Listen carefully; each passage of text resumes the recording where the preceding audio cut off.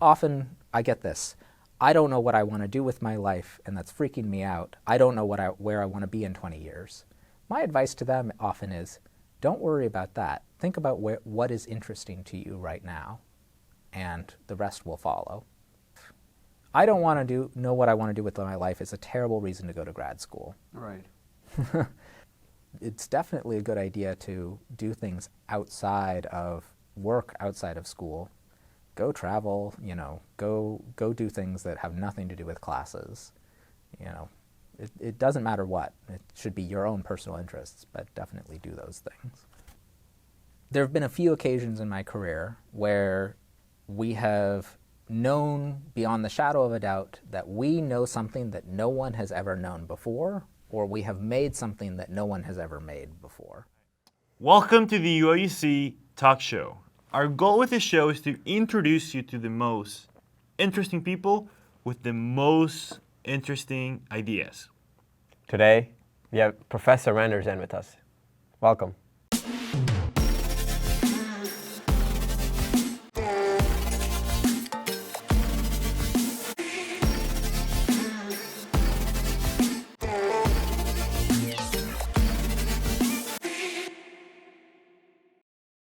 What's been on your mind these days?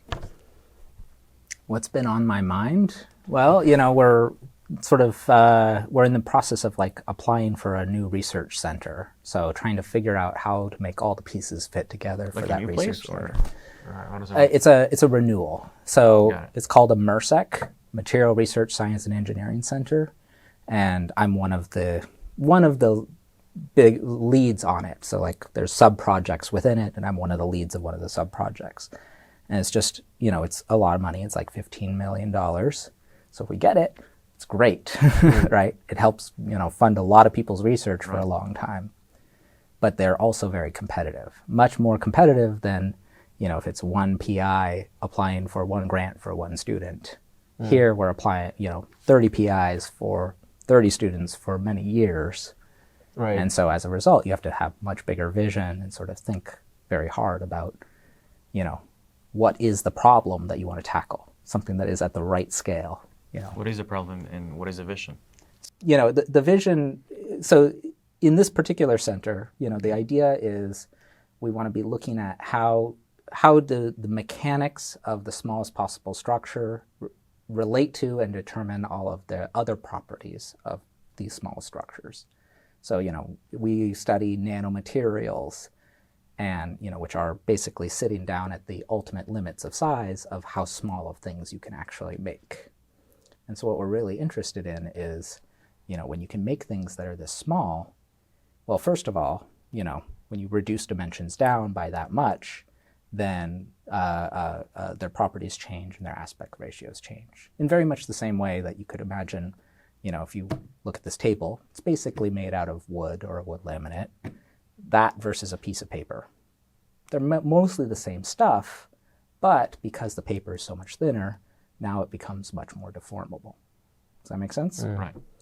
As a result, so if you take that even further, we study nanomaterials, which are super thin, and as a result, even more deformable. But they're also electrically very active and have a lot of really interesting properties.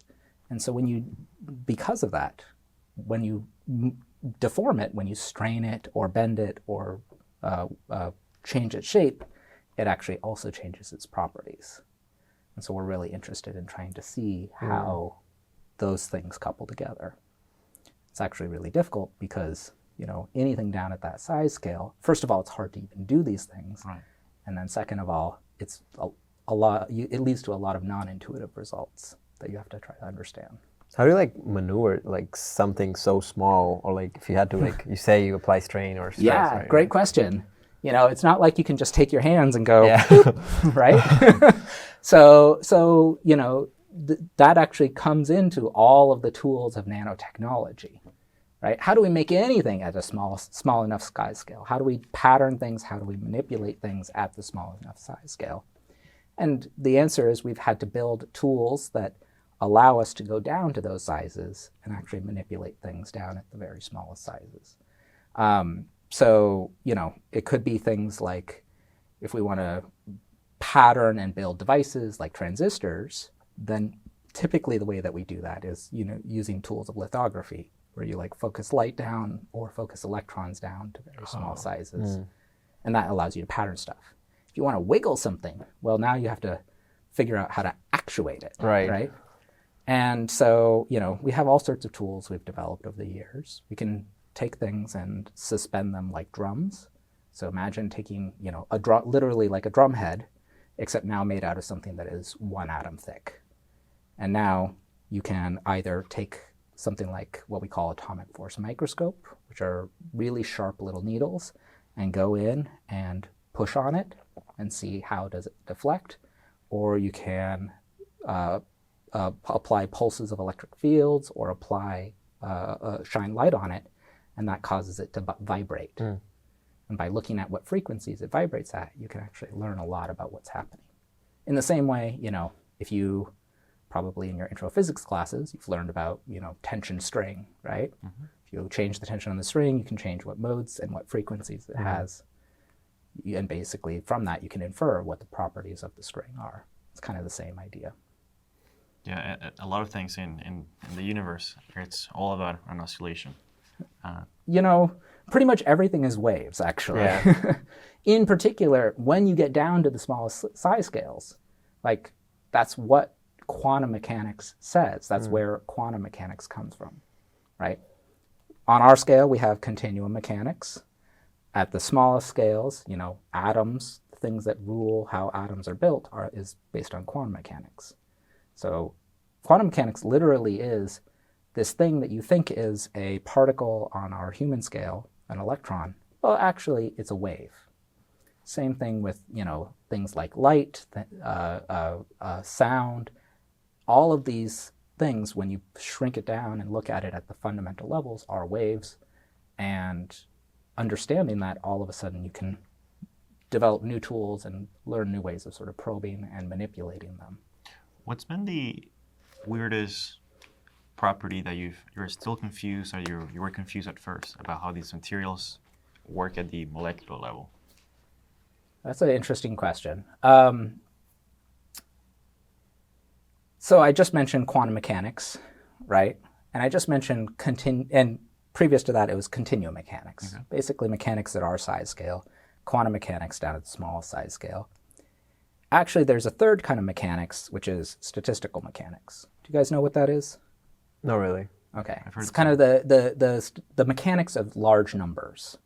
So the things that determine how gases behave. It's actually the way, when we talk about temperature, what temperature is a bunch of gas molecules bouncing off of each other all the time with some statistics. So you have these 3 mechanical regimes, and at some point you have to cross over from one to the other, right? If atoms are quantum mechanics and we are continuum mechanics and gas is statistical mechanics, there has to be a boundary where you go from one to the other. The stuff that we study, nanomaterials, sits at that boundary.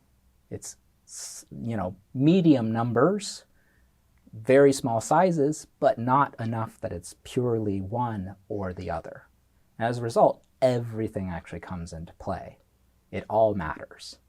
So the kinds of problems that tend to cook my noodle a lot are the ones where trying to figure out in a particular situation which of these mechanics rules, or how much voting power does each one have in sort of resolving the problem.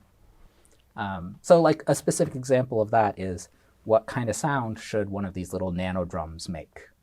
Sounds like a simple question, but actually it is determined by the fact that you have thermal vibrations of these smallest possible objects. And because the whole structure is so small, the thermal vibrations from the individual atoms are enough to affect the mechanics of the whole. And so the statistical mechanics all of a sudden comes into play. The continuum mechanics comes into play because it's a membrane. The quantum mechanics comes into play because, the individual atom bonds actually matter. And so all of a sudden, this very simple seeming question becomes incredibly difficult to answer.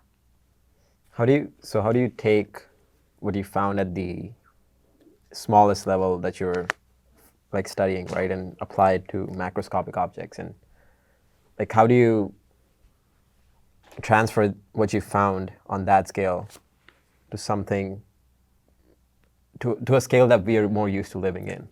Well, you can always make simple analogies. The drum head, right? But what makes things cool is where those analogies don't work anymore. Right. And where you can't actually make that analogy anymore. So very frequently you can, and whenever possible I try to, because it gives you nice intuition as to what you should and should not expect, right? If you know what to expect, then now you can look at it and say, well, is it what I expect or is it different? So the answer is it's very difficult, but we do our darndest because it helps us resolve the problem. Now there's maybe a slightly different question that you might be asking as well, which is, well, who cares what one little tiny nano drum does? Right. How can I turn that into something that is useful at our scale, right? Right. Well, I will point out a transistor is something that's, like tens of nanometers in size, and people would have a real hard time arguing that it's not useful, right? Right. But as an individual element by itself, it's not particularly useful. It's only when put into a system where an aggregate of many different things working together that it actually becomes really powerful. So in the same sort of way, these little nanodrums, so I've talked about sort of the science of interest of it, but from a technology standpoint, why we're interested in it is that because of their super high aspect ratios and the fact that they're electrically active, they can actually work as electrical components or as highly tunable electromechanical components. So actually, have you guys ever heard of microelectromechanical systems? Yep. Right. It comes up in engineering a lot. What makes your smartphone smart? Being able to be connected with the internet and things like that. That's certainly one answer. That's part of it. Another part of it is, well, there's a components. computer. Yeah. Well, okay, so that's pretty smart. It can actually do everything a computer can do. But I would argue that there's actually a third thing. It knows when you're touching it. It knows how, there's this touch screen that Capacitive allows screen. you to interact with it. It knows what direction is up. It has the ability to shine light. It has a camera built into it that has the ability to do image recognition. It has all of these sensors and elements that allow it to interact with its environment, right?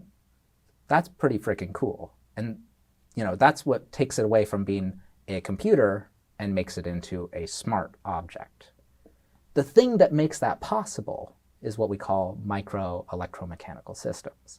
It's basically, how do you transduce from physical, mechanical things, vibrations or orientation or rotation, and turn it into electrical signals that a computer can interpret. The way these things work is they deflect under forces. So you have things like gyroscopes, where if you rotate an object, it will feel that acceleration and rotation, and it'll turn it into an electrical signal that allows the cell phone to actually know what direction is up. So there's this very, that's just a sort of a classic example.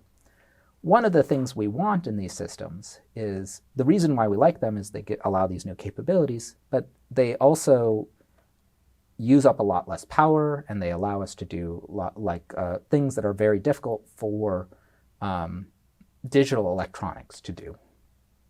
Okay? Where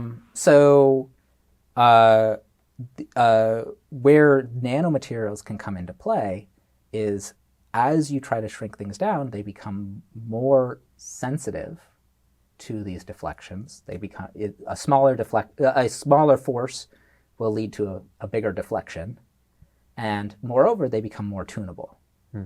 So that has two aspects to it.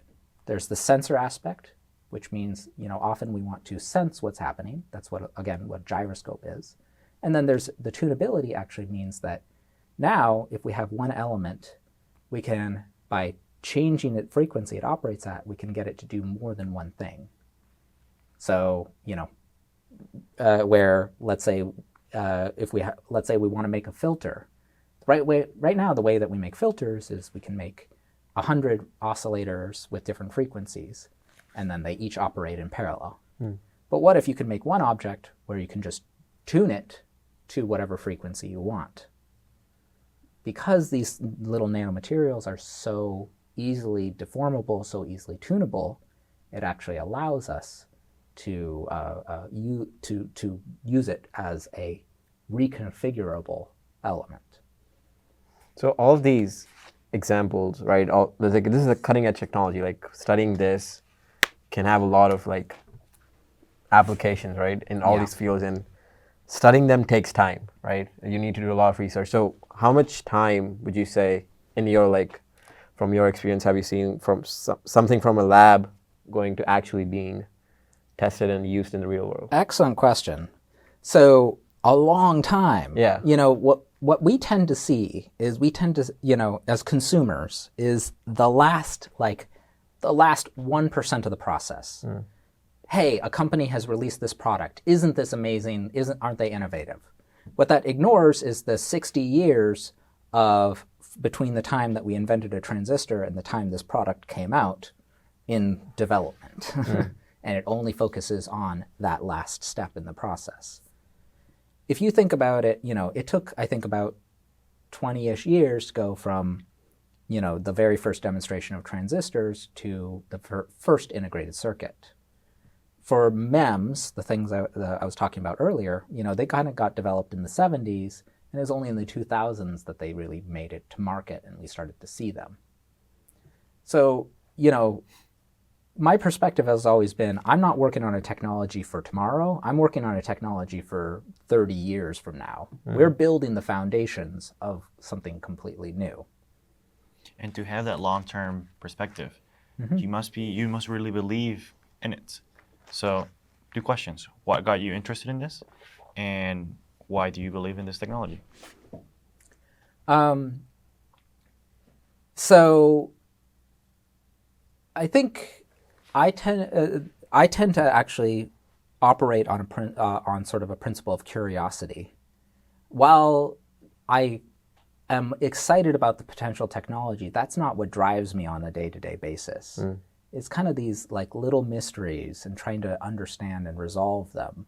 That's actually what gets me up in the morning, and that's what gets me doing this again and again. And moreover, over the course of, I've been working on this in this field 15 years now, the level of sophistication we have now compared with when I started it's ridiculous.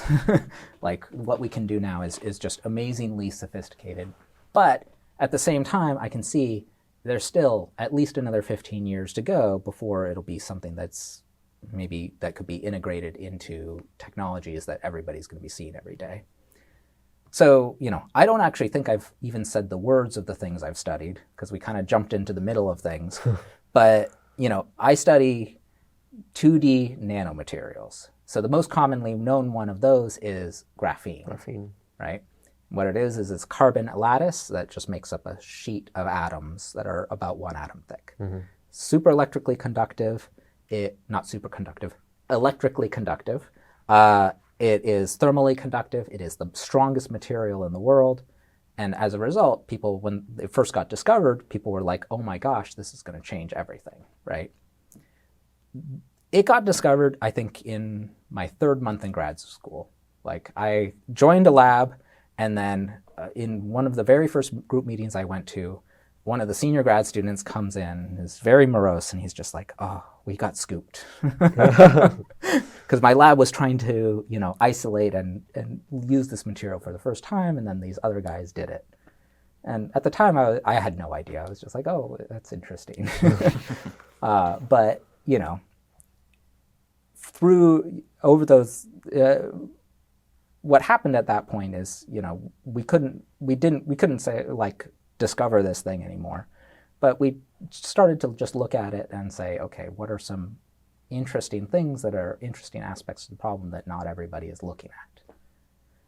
One of the very first things, whenever a new electrical material comes into the world, there's always this sort of flutter of excitement where the very first thing people will do is they will make a transistor out of it. And then that'll get into the press, and the press will say, there is a new material, it's going to replace silicon, and it's going to become the new transistor. That's nonsense, okay? That's utter nonsense. That's not going to happen. But that doesn't mean it's useless, because the transistor is only one technology, one very specific aspect of what we do. The reason why we always do that first is because it is the most obvious thing to do, and it allows us to benchmark this material against all other materials. Not the very first measurement says this is what the eventual application is going to be. There's this a nice quote from Herbert Kromer, who won the Nobel Prize for like quantum well laser diodes, where I think he said, the principal application of any sufficiently new and innovative technology are primarily created by that technology, or by that technology. And what he meant by that is, whenever you have something really new, you can't just say, we're going to try to replace the thing that has already existed. Right. You have to look at it as its own new thing and try to look at what its strengths are as its own new thing and figure it out from there. And so, that is too complicated of a story for people to understand or funding agencies to understand. And so what will always happen is whenever these new materials will come in, you'll hear this little, oh my gosh, it'll replace everything that has already existed. A ton of money will come in. People will do that and say, okay, well, it's pretty good, but it's not going to replace the transistor. And then The hype. exactly. You've heard the hype curve. Exactly. So this is the hype curve. Now there's this crash of interest. That doesn't mean it's useless. It just means you got to be more creative. And so, that's where I think our research is kind of coming in, is we're trying to not look at it as, hey, this is just these new nanomaterials are going to be new transistors. It's, what else can they do? What can they do that nothing else can do, right? So and a lot of that actually comes into how do you uniquely take advantage of those nanoscale dimensions? Yeah. It's funny that you say that, because I was in a conference this weekend, and there was this guy who had the same thing. He figured out a way to use diamond, and he wanted to combine like silicon and diamond to create transistors. So it's funny you say that, because it's true. I mean, I experienced it, and same story. Because of that, he's getting a lot of funding, and then he's trying to do different applications, and everyone is really excited about it. And that is not a bad thing, right? The silicon transistor is a wonderful technology. It's a very mature technology. But we are kind of reaching the limits of what we can do with it. Absolutely, there needs to be research going into what could replace it in the end. I think it's just important to recognize that there's not just one problem out there, right? And to sort of think about that diversity. And moreover, another thing that often happens is people tend to oversimplify by wanting one material to be able to do everything. There's no such thing as a silver bullet that will solve all of the world's problems. You kind of got to take all of these different things, and everything has a strength, everything has a weakness.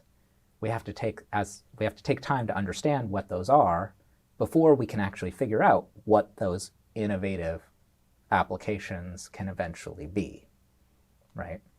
So you said that you need to be creative after the hype curve, kind of goes in the plateau phase. Right. You said you needed to be creative to find new ways to use this thing. So you mentioned graphene and 2D nanomaterials. Right. So how are you being creative? Right. So there's lots of sort of different aspects here. A few of them would be, looking at this as a mechanical element. So I've talked about, the drums and nanomechanical systems that we can use for signal processing or sensing. Other aspects are, what can you do with a sheet that is 1 atom thick? Well, what can you do with any membrane? Let's imagine paper. What can you do with paper? I'm going to turn this around, make this, you guys answer some questions. Paper, you can print things, you could put it together and build any structures depending on how you put it together. Right. Infinite. Use it to draw something. So you can draw some stuff on it. And when you say put it together, I think you're meaning maybe like origami. Like you can take a single sheet and fold it up. Well, if you fold it up in the right ways, you can actually make very complicated structures using nanoscale objects.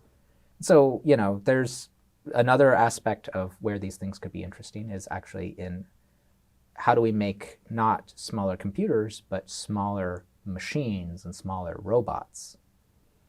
Well, if you want to make a smaller robot, you need to be able to make elements that can flex and move. How do you do that at the smallest scales? Well, you need hinges. What can you make a hinge out of? Well, you need something that is very robust but bendable. If you want that hinge to also, you know, if for a robot you also want to have wires, you want to be able to hook different elements together. So ideally you want elements that are going to be conductive, that can act as wires. Well, hey, if you can have something that is both flexible and also conductive, now you could have the hinges be wires.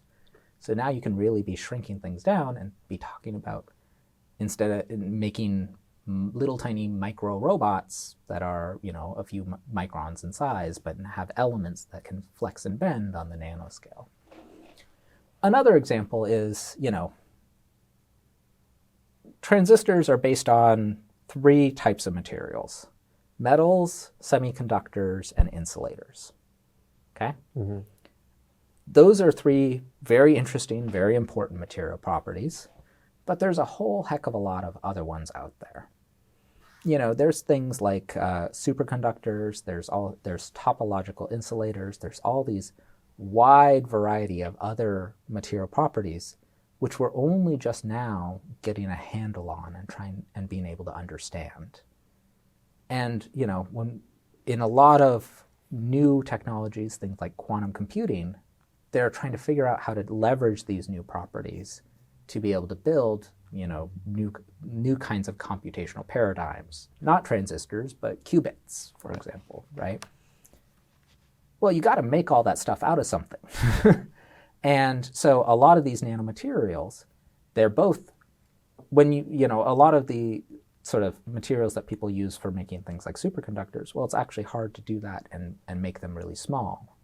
And so if you can make nanomaterials which have all of these diverse electronic properties, then now you have the chance of building not just classical circuitry, in a way that is but actually quantum circuitry. Enormous commitment, right?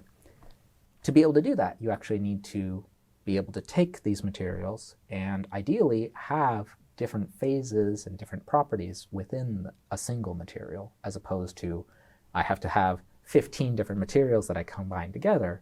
That's really hard to do. You know, at the human scale, it's doable, but kind of difficult. At the nanoscale, it's super difficult. How do you actually do that? If you could instead take one material and say, over here I want it to be a superconductor, over here I want it to be a metal, over here I want it to be an insulator. Now you can write the circuitry into it. That would actually be really beneficial. That's really hard to do using conventional techniques. But actually, mechanics and strain is actually one of the ideas of how we could actually approach this. So if we stretch a material, then, you know, in a continuum scale, if you stretch a material, not much happens. But when you deal with one of these quantum materials, if you stretch it just by a little bit, you can actually change what phase it's in, and thereby completely change what its properties are. So if we can like poke and pull and stretch a single material in different places, we could potentially start writing new properties into different areas and think about new ways of writing circuitry. That is completely different from, you know, cutting and depositing and sort of top-down lithography approaches that we normally conventionally use. So how did you get involved with all of this? Did you always know? No. Yeah. You know, I've always sort of just followed my nose and been surprised at where I end up. how did I end up here? Honestly, at every stage in my career, it's always been it's never been I want to make this in 30 years. It's been, this is really interesting. I'm just going to keep on doing this for a little while and see where it goes. Oh, now I've learned this new thing, and now there's 2 possibilities. Well, I want to make sure I do those and see where it goes. Basically, there's never been like one moment where I've just been like, okay, this is going to be my path forever. It's just been like, just following my curiosity. Yeah, I think that's very important, because from our perspective, we see someone like you who's doing cutting edge research, and you seem to know what you're doing. And from our perspective, it seems like you knew since the day you were born you were going to become this at this place and this college. And it's really important to say that you were just curious, and somehow it led you here. Honestly, there's a lot of reverse engineering of stories that you hear when, both in personal stories, but also in like when we write papers or when we write grants. Often we kind of end up with a thing, then we say, okay, what can I do with this, right? Okay, well, let me tell a story about how this thing came to be that makes it sound like we always intended to be there. In many cases, that's not really how it goes. Science is all about feeling your way through a dark room. And, if you know where you're going from the beginning, it's not actually science. It's really not, right? Science is discovery. There was another aspect of that. What was I going to say? So, often also when I advise students, in my department, we have undergrad student advising, and I will talk with a bunch of undergrads over the course of the semester. It's actually happening, in the couple weeks right now. Often I get this. I don't know what I want to do with my life, and that's freaking me out. I don't know where I want to be in 20 years. My advice to them often is, don't worry about that. Think about what is interesting to you right now, and the rest will follow. But it's, I 100% agree with you, but it's very hard, because a lot of people are doing things that they think they should be doing. Mm-hmm. So they've forgotten, because in high school they were focused on the SATs and clubs and sports and everything they should. And they forgot what they were interested in. Absolutely. It's a huge epidemic. So how do you fix it? Systemically, I have no idea how to fix that. Personally, my advice is, don't worry, do well at the things that you're doing, and don't worry so much about where that end goal is going to be. If you are doing the things that are interesting, and that means that you're going to be doing better at them than if you're doing poorly, then things will work out okay. I see students all the time where, they're getting A's in their classes, but they've never done any extracurricular activity. They've never really thought at all about what they want to do next. It does happen. And a lot of that comes from sort of this programming of, you need the best career. Here are steps A, B, C, D, B, F, G, H, I, J, K that you need to be doing to get there, as opposed to do what you're interested in. And if you're doing a good job at it, then things will work out. Trying to game the system by just doing the steps, I think, is doing yourself a disservice. But I'm sure you were an A student, or most likely. So close, yeah. What were you involved in your undergrad and graduate? Like, what were you doing? What were you kind of thinking about? Like, what was in your mind at that point? Did you know you were going to become a professor? Is that something you were thinking about? I knew I wanted to do science. I did not know I wanted to be a professor. So, at the end of my undergraduate, I was like, I'm enjoying what I'm doing. I'm going to just try and keep on going. So I guess I'll do grad school and see how it goes. It's actually not something I recommend to students. There are good reasons and bad reasons to sort of go into academia. Good reasons are, you have a specific goal in mind and you want to learn more about what you need to get there. That's a good reason. Good reason is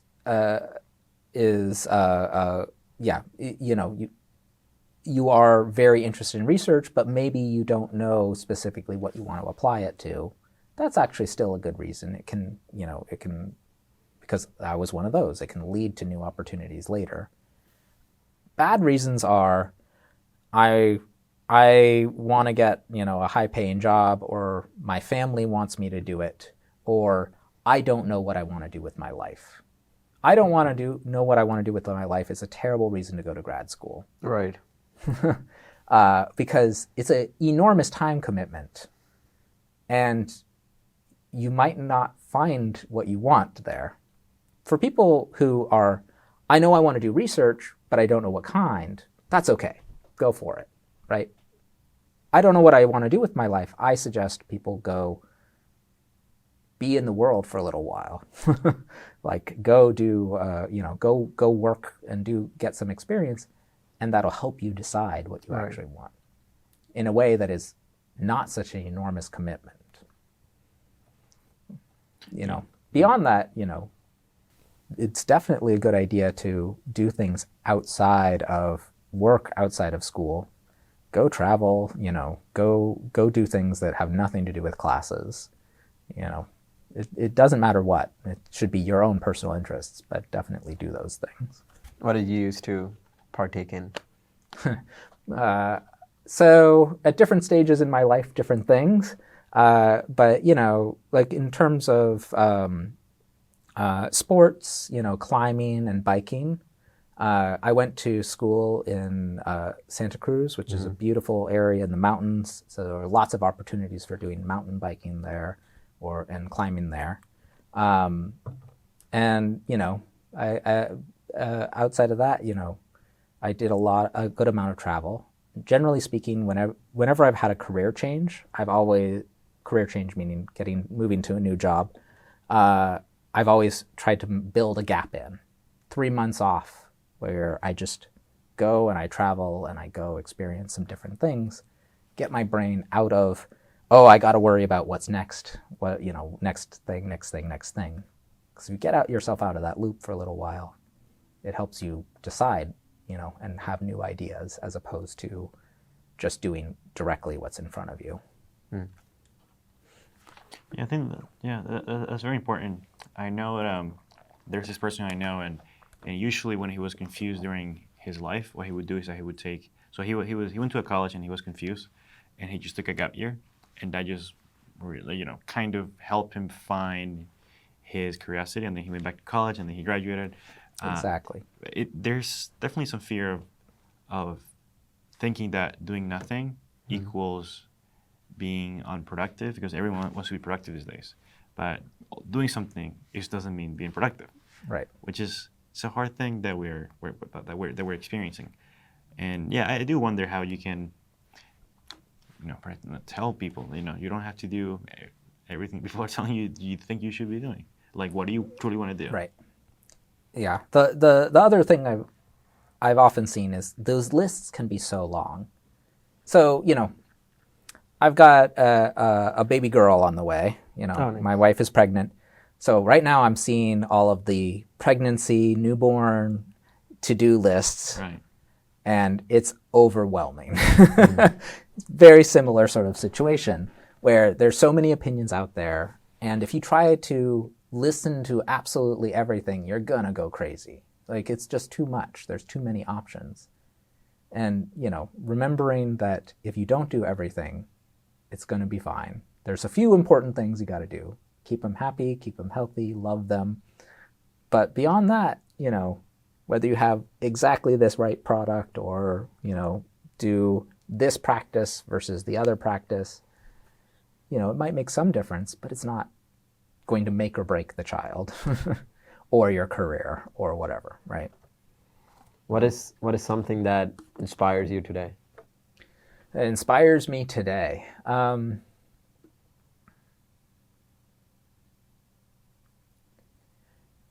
Honestly, I get a lot out of out of teaching and sort of seeing the new ideas come in to new students, and also just generally, discovering a new idea. Things that have gotten me excited from day one are still exciting to me today. There have been a few occasions in my career where we have known beyond the shadow of a doubt that we know something that no one has ever known before, or we have made something that no one has ever made before. Those are actually pretty exciting moments. And getting those is definitely like a big motivator. Push the limits of curiosity. In Pushing the limits of curiosity, pushing the limits of human knowledge in different ways. I was reading a book recently. It's called Forbidden Knowledge. It basically talks about the dark sides of curiosity. And for the longest time, I always thought curiosity was a good thing, and I still think it's a good thing. But it just seems that in current system right now, we have technologies that if we open the lid, we'll never be able to put them back. It's like, for instance, Pandora's box. In a way, yeah. So like AI. We're definitely seeing that in AI right now. There's some scary stuff happening, right? Like biotech, nanotechnology at some point in the future. Yep. How do you think about such question? Absolutely. I worry about all the things like that all the time.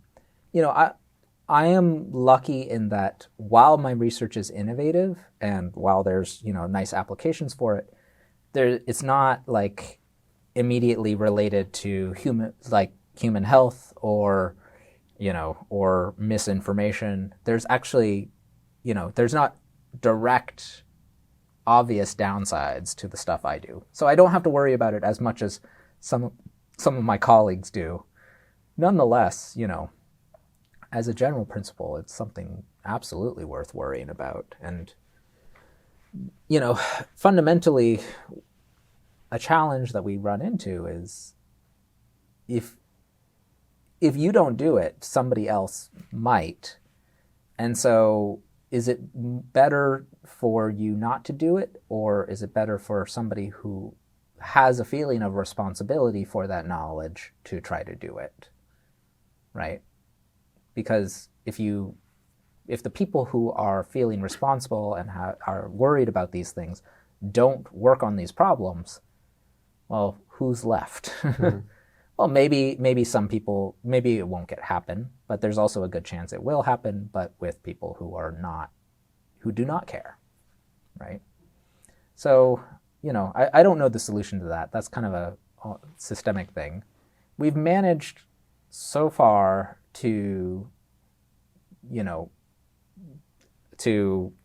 thread the needle on at least some of the issues, like with nuclear weapons. Thankfully, there's both the good sides and downsides of that, but people were darn worried back in the 60s that the end of the world was near at hand, and yet we've managed to hold that off because the more responsible heads are still willing to say no, right? But it's not, the holding off is not that they stop working on it or stop trying to develop it. It's understanding when and how you can actually use it. So we're definitely in those stages right now with information and AI and, with, like biotechnologies like microRNA. How it's going to turn out, well, it's a little hard to predict. I don't actually know whether it's going to work out fine or not, but, I do know that at least some of the people working on these things do worry about it and do have strong feelings of responsibility. So let's hope that they stay in control of these things. And humans tend to think that always when the computer, the internet, there's something new, our nature seems to be inclined to think that it will go badly, and that's a good thing. But a lot of the times it ends up, it's like you said, there are people who are responsible, and sometimes it ends up working out. So far in our history, right, that's been the case. Right. I mean, there's always people who are going to disasterize, and there's always people who are going to utopize, shall we say, everything, right? And we see that in all of these technologies. We're seeing proponents in both directions. the the the crazy thing is they could both potentially be correct because we don't know where things are going yet, right? And the die is not yet cast, shall we say. We should be listening to both of them. I think only listening to one or only listening to the other is not productive.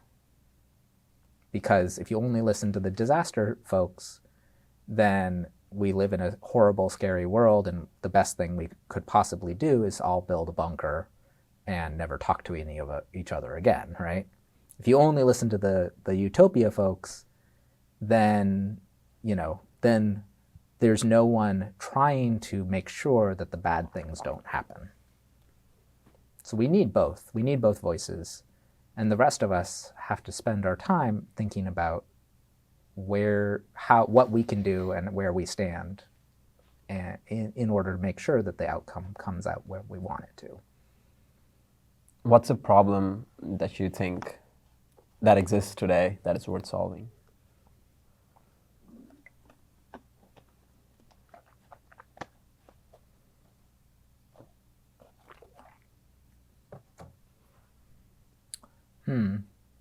There's a lot of problems worth solving.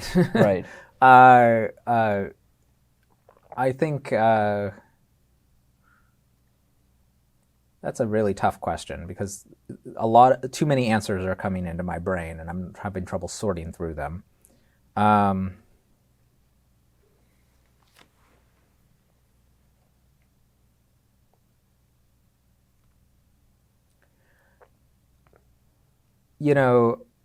I would say, because I don't want to speculate way too far out of my own field, things that we need to solve in sort of the nanotechnology field is, what's past Moore's law, right? I alluded to this earlier with transistors. We're kind of at the ultimate limits of what we can do with the technologies we already have if we want to actually be able to do either new things, new capabilities, or be able to actually, make computers that are actually better than the ones that exist today. We are running up into a fundamental wall where it can't be the same solution again. We actually have to find something completely new. I mean, and it's not just me who thinks this, we're looking at, in the last few weeks, we've been hearing a lot about the CHIPS Act and semiconductor research. There's part of that is, political and wanting to, maintain competitiveness in a field, but part of that is also people recognizing and trying to think about what's next at the levels of the government, right? So the CHIPS Act is all about, semiconductor research, semiconductor fabrication. How do we actually go beyond not just, be able to produce things better, but also what are the new paradigms? What are the new ways of doing computing beyond what we are currently doing? So new paradigms meaning things like, neuromorphic computing or quantum computing, and as well as new materials which could bypass the traditional scaling limits that we are currently experiencing. You said metamorphic computing? Neuromorphic computing. Neuromorphic. I've never heard that term. Okay. So I'm not an expert in this, so I'm going to just like briefly be not try to overextend my explanation, but the general idea is all of computing that we do right now is based on digital logic. Ones and zeros, ons and offs, binary. But that's actually, if you, the computers that are nearest and dearest to our hearts and our minds do not operate on digital logic. And by that I mean our brains, right? Our neurons and how they operate, they don't have just ones and zeros. Actually, the way a neuron works is you can actually have multiple signals come in, and what happens is each time one signal comes in, the neuron will respond a little bit. But it's only when multiple signals come in that the response sort of stacks up until at some point you reach a threshold and it'll go. What that does is it creates a little bit of a memory in each individual cell for all of the processes that are happening. So instead of just being something is or is not, now it's in between and it depends on what came before. And so when we start talking about things like that humans are really good at and things that computers are really bad at, things like image recognition, we're getting around that with software, but actually part of the reason why our brains are good at things like that is because of neuromorphic computing happening, where it processes the signals coming in from our eyes that go into the cells and the neurons connecting to our brain. There's a lot of pre-processing going on where it combines signals in different ways into the neurons that then go further on. That kind of pre-processing, actually, binary digital logic is bad at it, but neuromorphic computing and biological brains are good at it. How do you model that though? Like how can you replicate that? Yeah, so again, not my area of expertise, so I'm going to go out on a limb and talk about just the little tiny aspects that I've heard and know about. So when we talk about materials, when we talk about transistors, we have the gates and we turn things on and off. When we want to make something neuromorphic, what we want is a material which has memory. Okay? The way that people are trying to do that is to take advantage, in things like nanomaterials, is to take advantage of defects. So if you can locally create a defect or change the state of a defect, where you can reconfigure atoms, then locally the properties will change. And let's say if you apply a pulse, you can cause some fraction of atoms to switch and to create defects, or create a vacancy or switch the position of two atoms. Now if you apply another pulse, you can get more of them to do that. And so now if you apply a few pulses, now you can get it to the point where all of a sudden this little region becomes conducting, and now the signal transmits. So what you want for things like that are for them to be reversible, and that's where it gets hard. It's really easy to make defects, it's really easy to damage things, but if you want something that can then reset itself and go back to where it was before, that actually becomes a lot harder. You want to start generating defects and within these materials which have metastable states, where they're happy being in one state and the other, and it's easy to jump back and forth between them. It's almost like you're going against entropy in a way. Oh yeah. Yeah, exactly. So what you want to make sure you're doing is something that is locally entropically stable. Yeah, exactly. Do you have a favorite movie? A favorite movie?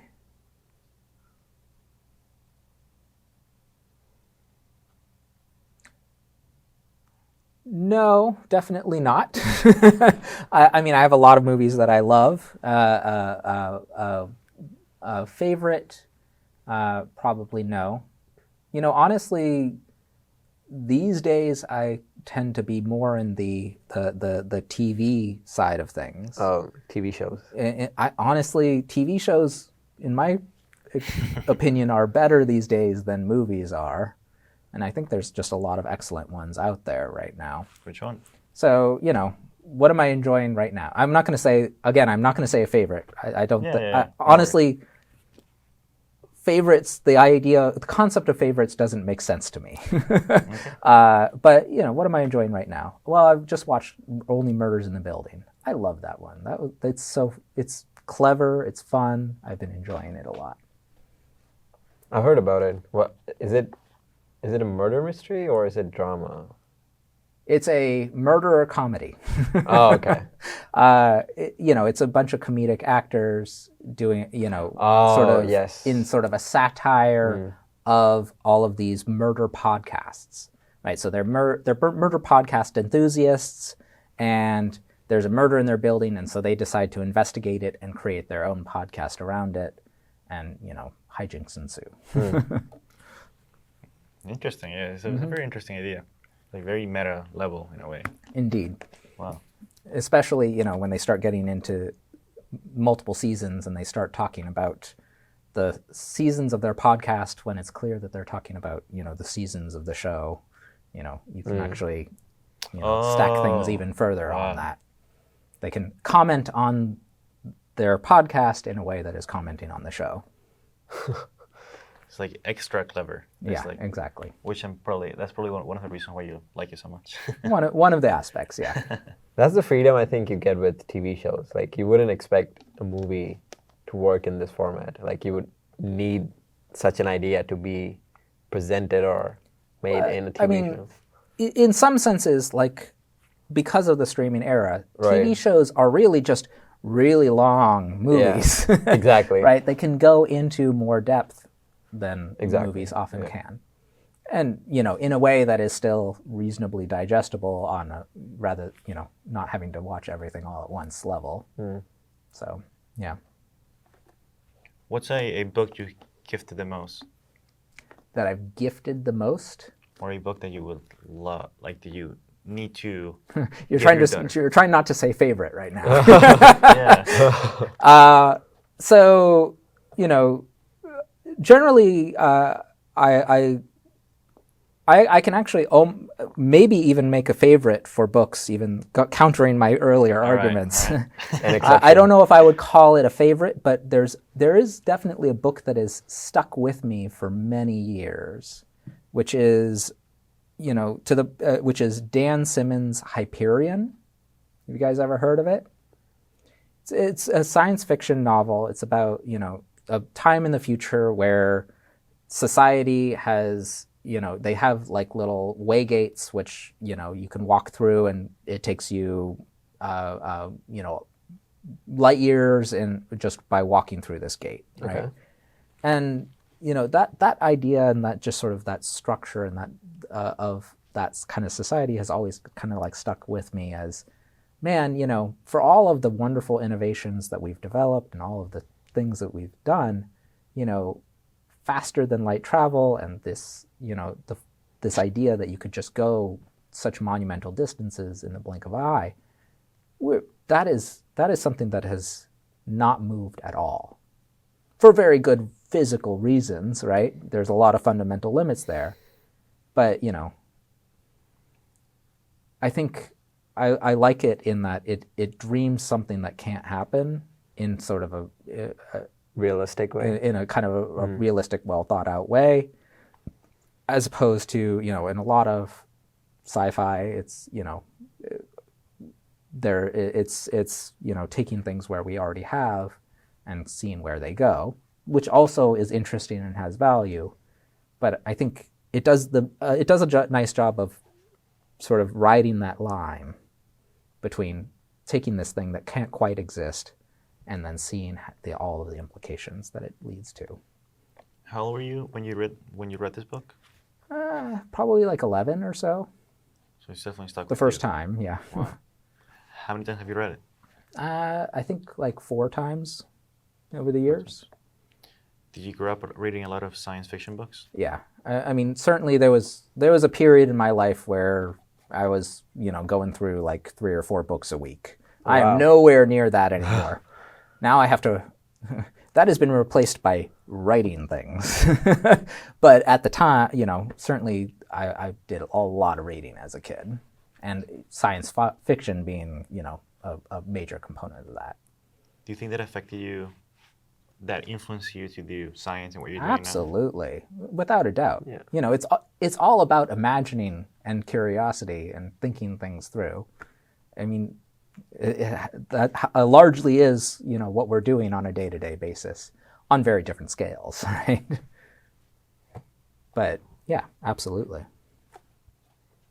Yeah, we had a professor, and he said that he would read a lot of comics, and he said he wanted to become Captain Quantum. He ended up becoming a quantum physicist. So it's always interesting how type of things really influence, Mm-hmm. like in ways that you cannot predict. Mm-hmm. I always found it interesting how this ripple effects that you read this book and you don't know how, but it affected you what you end up doing, Mm-hmm. even though you had no idea. Mm-hmm. Absolutely. You know, as much as I actually like science fiction, something that I don't like is how scientists are depicted in Interesting. in movies and TV shows. You know, it kind of irks me occasionally. Like, you know, what I mean by that is, you know, like the sidekick scientist on, you know, whatever superhero show, they just sort of, you know, they say, okay, I'm going to hack into the system. Done. You're like, no freaking way. you gotta write code. You can't like write one line of code and be done. No, you gotta spend like a week, you know, writing out some sort of complex program that is going to be individual for a system. You know, same thing for, you know, like the engineers. Oh, you know, I went into the back room and 2 hours later I have, you know, this machine which, you know, does this thing that has never been done before. That's not how science works. You know, if you want to build something like this, chances are it's going to take you 5 years, even for the smartest people in the world. But isn't that what inspires, like, people to like get into the field, like seeing that this is like, even though it's like unrealistic the way it's depicted, but the fact that they portray it, that people are capable of doing such a thing, regardless of how short or how long it takes it. On the one hand, yes. On the other hand, I feel like it makes people believe that things that are possible that aren't actually. It sort of generates an unrealistic image of what it actually means. And also, you know, just generally this very cavalier attitude towards, you know, the implications of things and how things actually turn out. We were talking earlier about worrying about the implications of stuff. We tend to be pretty conservative in how we approach problems, because what you learn over years is you can't do 15 steps in the all at once and expect it to work. Typically, you know, if you want to get over here, you know, you change this, you take a big step and you're like, oh, it doesn't work. Okay, well, I need to go back, figure out, okay, the camera can't see me. You need to take a little step back. Okay, now let me figure out why this is working the way it is. Okay, now I understand it. Now let me take a step forward. And now, okay, that's working. Let me take a big step forward. Oh, it doesn't work again. Back. Okay, now let me debug the problem. Why did it not work the way it worked? All of that takes time. It takes effort. It takes energy. And so this idea of, oh, you know, I just tossed off this, you know, giant machine in a half hour, it doesn't sit well. But wouldn't you agree that if they showed it realistically, like if in the show, like there was a guy... I mean, obviously there's issues of drama and storytelling. Right. I accept that. I understand that. Like, people wouldn't be as interested. Like, oh, it's going to take me like a month, sorry. The bad guy can destroy the city right now. Fair enough. I mean, I can't argue with that. Obviously, storytelling has different rules than science does. Right. But, you know, maybe there's a way to combine the two in some way. Yeah. Which would be interesting. Yeah. You know, I'm curious. Has there been a time in your life when you have been lucky or blessed, something that you look back upon like, wow, that was really lucky, or I was blessed, or whatever you want to call it? An incident or anything. I mean, often one of the most important things that you have in science is mentors. And because the stuff that we're doing is so complicated, both on a technical level, but also on a philosophical and on a, you know, like strategic levels, that having mentors is this amazingly important thing and makes all of the difference between, you know, whether you can make small incremental changes or you can imagine big things or you can execute on big things. So, you know, I would say if I had to point to moments of luck or blessedness It would be the moments that my mentors picked to say, hey, you are worthwhile. You are somebody that I want to spend time training. So my graduate advisor, Paul McEwen, famous nanoscientist, he is somebody who is really amazing at imagining things that have never existed and being able to figure out how to actually get there. So being able to work with him, that is what has given me the tools that I needed to be able to actually do that for myself. So if I had to pick, it would be those moments. Yeah, it's really a way to learn from their mistakes so you can move forward in your career and do what you want. Stand on the shoulders of giants. As, I think, what was it? Newton, right. Yeah. That is what the mentoring relationship is. That's why, we have what many would say is a pretty archaic system, right? It's, academia, grad school is basically apprenticeship, right? It is what we've had since the Middle Ages, where you go work for the master smith and you learn from them. With the undergraduate level stuff, that's much less true. There are certain things, there are certain knowledge where we know everybody needs it, and we've developed optimized ways for sort of teaching it. We've learned over time what are the best strategies for doing it. When it comes to research, there's much less of that. And so that's why this, the grad student advisor relationship still exists, is because in order to really make headway and push out into the new frontiers, it helps a lot to have somebody that says, the frontier, it's over there, right? Yeah, like picking the right problems and getting the right angle of attack, which is... Picking the right problems, having the right strategy, understanding what the trade-offs are of the different decisions you make, both on the technical level and also on, how do you spend your time. Understanding storytelling. So when you write a paper or if you give a talk, if you want people to understand you, you better darn well be able to tell a story. If you can't tell a story in your research, then chances are no one is going to understand anything that you did.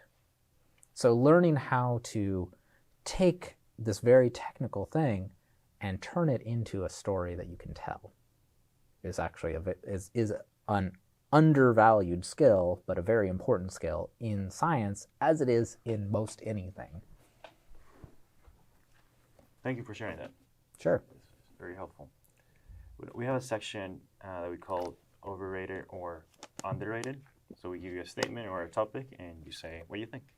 Sure. So you mentioned movies and science fiction and all these things, how they portray science in a different way.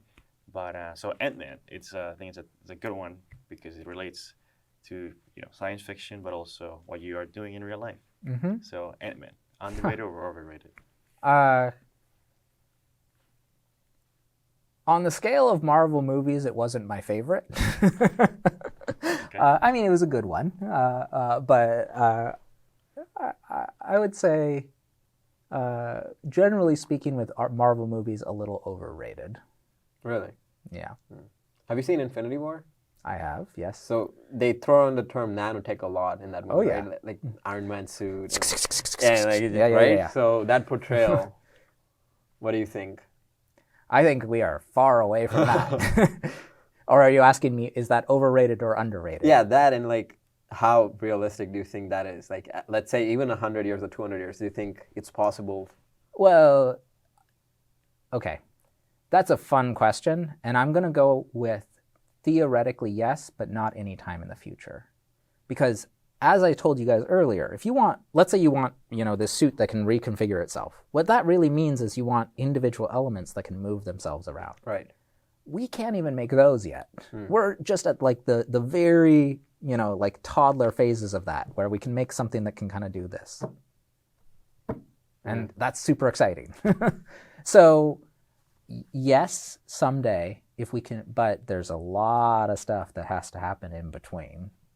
And not just on, like the human scale of all these things assembling, but even how do we make those individual building blocks that can work together to do that. And like also like structurally speaking, I'm pretty sure it was metal what he used, like Tony Stark, but Iron. But like iron doesn't do that. like I was just so we're clear, iron does not do that. and like think about like all the like wiring and like you're just like all disregarding all of that goes into like actually making the suit, like propulsion systems, and like having those come up from like nanomaterials and like configuring themselves into a rocket booster. And yeah, it's like fun to watch. But oh, it's super fun. Yeah. Don't get me wrong. I'm not a Marvel hater. I enjoy the movies. I just think, on the scale of things, we're now what, 25 movies in? It's Who knows? I don't know. 30. Oh, yeah, okay. Maybe I missed a few. And right now they're basically like dominant in cinema. I feel like there needs to be a little bit more diversity. I think that when I say overrated, what I mean is it is too dominant. We're getting to this point where, if these are the only stories that are being told, that means that there are other stories that are not being told. That's kind of why I like the TV stuff better, because I feel like there's a lot more experimentation and diversity happening in that versus in movies right now. Makes sense. Another one, Cornell. You did your master's and your PhD from the university. I did. So overrated or underrated? Unambiguously underrated. Really? I loved Cornell. I loved the town. I loved my time there. It was a great experience. Would you ever go back there again to teach or? If it would be a fun place to be. So as a place to be, there's hills, there's mountains, there's gorges, there's waterfalls, there's lakes, there's lots of stuff to do. In terms of the university, honestly, I actually put it UIUC and Cornell are actually very similar. And I don't say that lightly. There's actually, lots of other universities out there, but what they have that I think is great in both places is that the faculty tend to be quite open and interested in each other and interested in interaction, one, and two, they have really excellent facilities. So facilities, well, that sounds kind of ambiguous, right? What I mean by that is when we do nanotechnology, earlier I said, oh gosh, we can't just use our hands.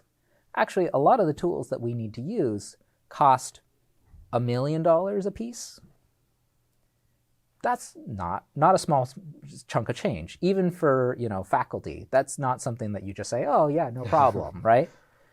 So what universities and just society in general have done is they've looked at this and they said, hey, rather than having each professor buy their own tools, why don't you pool your resources and buy a bunch of tools that then you pay a fee to use, right? So, in the same way that you would like rent, you would go to the gym and use the stuff there, you pay dollars per hour, right? And so those become facilities. Actually, for nanotechnology, it's not just $1 million tool. That's actually, when we make a device, typically we'll use $5 or $6 million tools, each $1 million tool, to make the device at the end of the day. I could not possibly do that myself.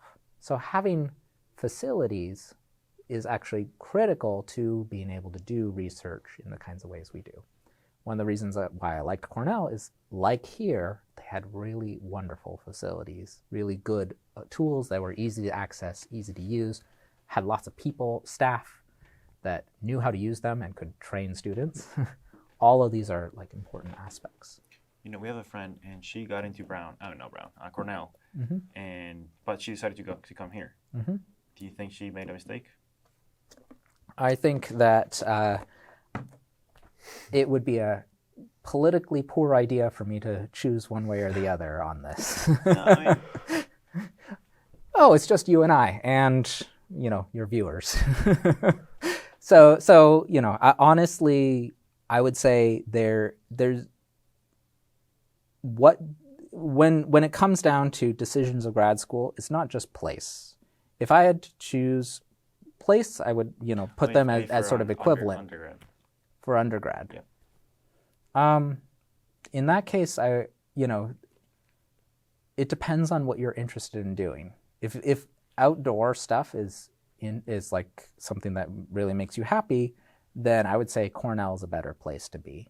But if that's not an important aspect, I would say like the town and sort of the culture we have in the town here, there's some nicer aspects here. So there's not one answer for everybody. It depends on who you are, what you're interested in. That determines the answer. Are you still in touch with the professors back from Cornell? Yes, and I also at other places I've worked. So like I did my postdoc at Columbia, and and I have collaborators and people that I've worked with in grad school who are now all over the world. I actually have a lot of interactions and collaborations with all of these people. Along the same lines as facilities, different people develop different specialties and different capabilities. And so you really want to keep in touch, because something that might be really hard for you to do might be really easy for them to do, and vice versa. So yes, it's good to stay in touch and talk with these people, both, have these still, continuing mentoring and collaborator relationships, but also on the practical scale of maybe you can help each other out, and by working together, do things that neither of you could do alone. Do most research group works these days these way, where you collaborate with the other university, with their team, or is it more localized usually? Yes. And I would say it's entirely individual. It very much depends on who's doing what around you. Some people, they have all of the best people that they want are right there. They would never have a need for talking with anybody anywhere else. For some people, there's absolutely no one. If they want to work with anyone, then they have to look somewhere else. Remember, there's a huge diversity of science. There's no one university that has everybody who does, somebody who does everything. We all specialize in different aspects. And so who you collaborate with very, very sensitively depends on what you do and what the other people do around you. The whole point behind, as I mentioned at the very beginning, the centers that we're making are that they allow us to bring together a team to work together. So, there are certainly people that we're doing that with here, but that doesn't mean that team has all the skills I need. There's other projects where other people that I want to interact with can, be useful. Right. Everything that has a start has a beginning, and we started with the centers, and we ended with the centers. So thank you so much. Wrapped it up in a bowl for you. Thank you so much for coming and talking to us. Absolutely. It was a wonderful conversation. Can I make a suggestion? Of course. Please. You never introduced me. We did that before you came. Oh, really? Oh, that's smart. Okay. I was very confused. I was like, we're just going right into it. Okay. So it depends on the person. So you're very engaging, you're very comfortable speaking. Mm-hmm. But what we've realized is that if we do the introduction and everything, once you're here, it just seems like people switch a flip subconsciously. Mm-hmm. And that just damages the quality of the conversation, because Interesting. besides these cameras, besides what happens afterwards, we're just curious. And I told you this, like, I just want to know why you do what you do, and what are the opportunities in nanomaterials. Mm-hmm. And I think, so if we say like, oh, this is like, this is the, this professor, and this is what he did, and like whatever, so on.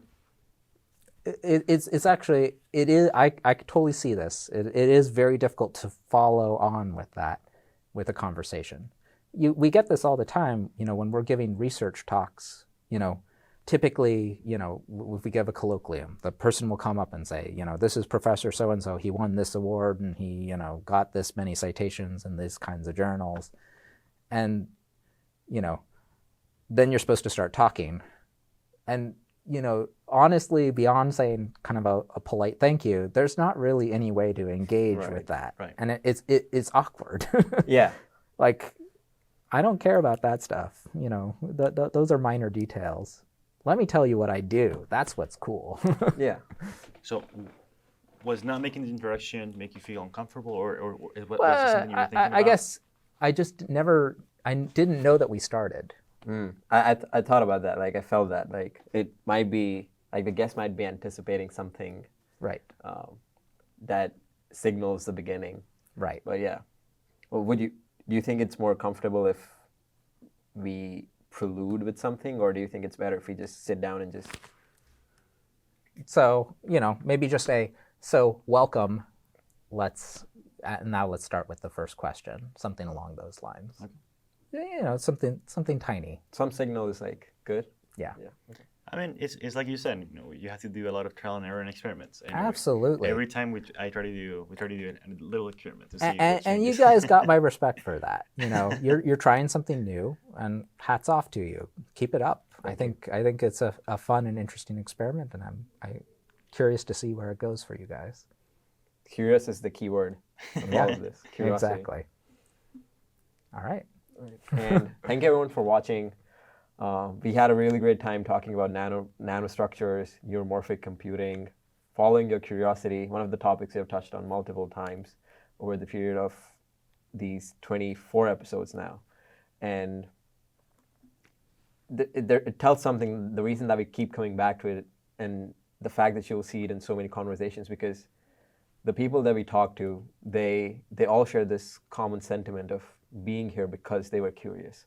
And if you can master the art, or just that, if you can find something that makes you feel curious, like we talked about comic books or like science fiction or anything that inspires you, follow it. And you don't need to know what will happen in the next 20 years or the next 50 years of your life. You don't need to plan everything out, but just having a good idea of what you might want to do and trying to pursue that can lead you to places you may never anticipate.